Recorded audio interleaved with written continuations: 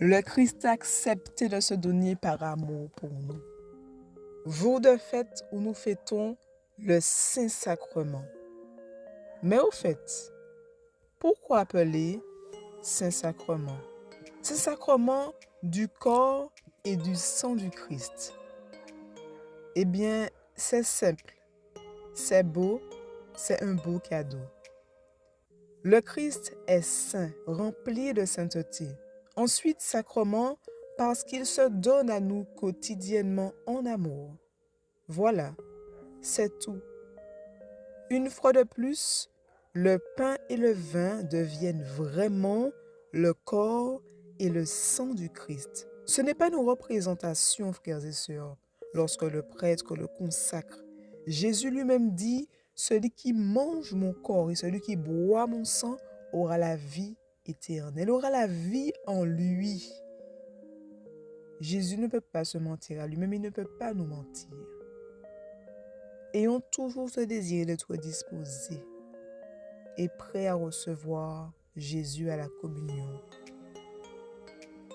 Grand frère et Seigneur Jésus-Christ, merci pour les prêtres que tu donnes et que tu donneras à ton Église.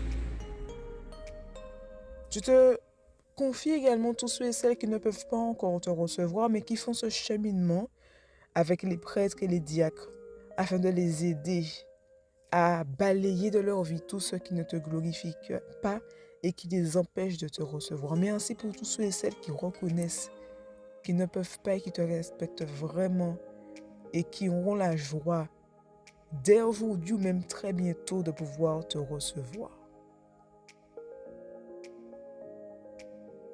Et frères et sœurs, je te dirais une chose, mon frère, ma sœur, c'est Carlo Acutis disait « L'Eucharistie est mon autoroute vers le ciel ». Tu sais, l'Eucharistie, la messe est une prière. Et la prière,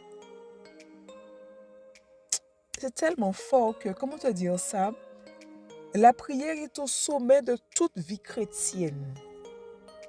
Si nous le pouvons et nous le voulons, n'hésitons pas à nous confesser un prêtre régulièrement. Parce que manger, se brosser les dents, nous le faisons tous les jours. Prenons soin de notre âme. Merci Seigneur. Merci pour tous ceux et celles qui veulent vraiment croire que ce que l'on voit, ce n'est pas du pain et du vin, mais vraiment ton corps et ton sang. Vous savez, Saint Padre Pio disait, si l'on savait réellement ce qu'est la Sainte Messe, il faudrait des agents de sécurité à l'entrée des églises pour contenir les foules. Petite pensée pour le mouvement des hommes du Très Saint Sacrement, implanté en Martinique mais aussi dans le monde entier. Dieu soit béni. Dans cet évangile, Jésus explique ce que nous vivons aujourd'hui en tant qu'Eucharistie. Ce que Jésus nous donne à manger, ce n'est pas juste du pain, ce n'est pas juste du vin, c'est lui, c'est Dieu.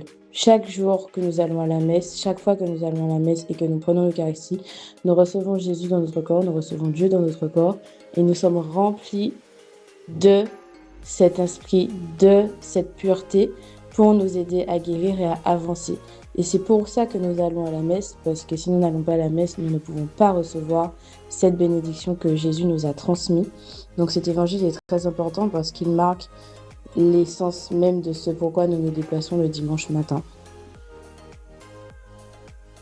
En cette fête du Saint-Sacrement, un immense mystère nous est révélé. Jésus ne veut pas seulement être avec nous, il veut demeurer en nous. Il se présente comme le pain vivant descendu du ciel, la nourriture qui donne la vie éternelle. Dans un monde où nous connaissons la faim de paix, d'amour et d'espérance, Jésus nous offre son corps, ce pain de vie qui rassasie nos cœurs. Par le don de son corps et de son sang dans l'Eucharistie, il nous manifeste un amour sans limite jusqu'au don total de sa vie. En ce dimanche, demandons au Seigneur de renouveler notre foi en sa présence réelle dans l'Eucharistie qui nous unit à lui. qu'il nous donne de nous approcher de sa table avec un cœur reconnaissant et de témoigner par nos actes de l'amour que nous recevons de lui. Que l'Eucharistie soit la source et le sommet de notre vie chrétienne, qu'elle nous aide à devenir des artisans de paix, de fraternité et d'unité autour de nous.